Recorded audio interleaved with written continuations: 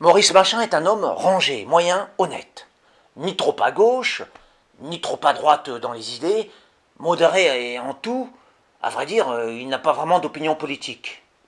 Non, son dada à lui n'est pas idéologique mais utilitariste. C'est le combat brut et vrai pour la survie. Une lutte pragmatique, assez apolitique en fait. Enfin, pour être plus exact, ce qu'il nomme survie consisterait plutôt, aux yeux de certains critiques acerbes, en toujours plus de confort matériel.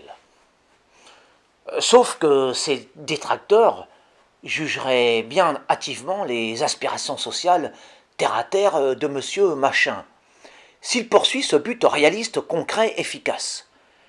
C'est qu'il eut une enfance indigente. De ce fait, toute sa vie d'adulte n'est plus qu'une revanche enragée et insatiable pour accéder aux biens indispensables à l'existence terrestre.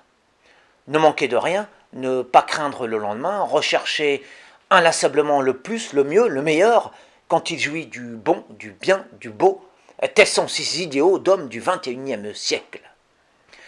À sa manière, il contribue à perfectionner la société en s'engageant dans des associations de défense du consommateur afin de noblement faire valoir les droits des uns et des autres en proie aux petits tracas du quotidien. Ainsi, il traque sans faillir les garagistes aux notes trop salées, fait traduire devant les tribunaux les gros industriels dont les produits électroménagers cachent des petits dysfonctionnements, défend âprement les victimes de la hausse des prix, soutient sans compter les infortunés vacanciers retenus injustement dans les aéroports pour cause de remous sociaux, etc., etc., etc.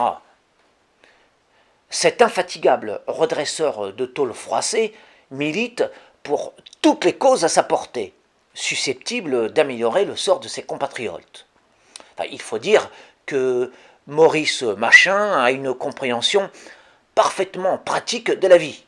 Avec lui, on est certain qu'il n'y aura pas de baratin et que l'acheteur de canapé ou de camping-car ne sera jamais lésé, que le loueur d'appartement ne paiera pas plus à son propriétaire que ce qu'il lui doit, que l'usager de la poste se fera dûment rembourser en cas de non-distribution de son colis.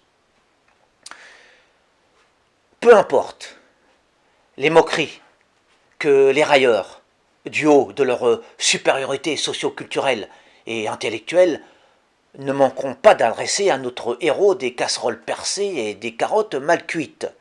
L'essentiel n'est-il pas, pour chaque homme, de ressentir cette satisfaction si valorisante, de vrai, dans le bon sens et avec cœur.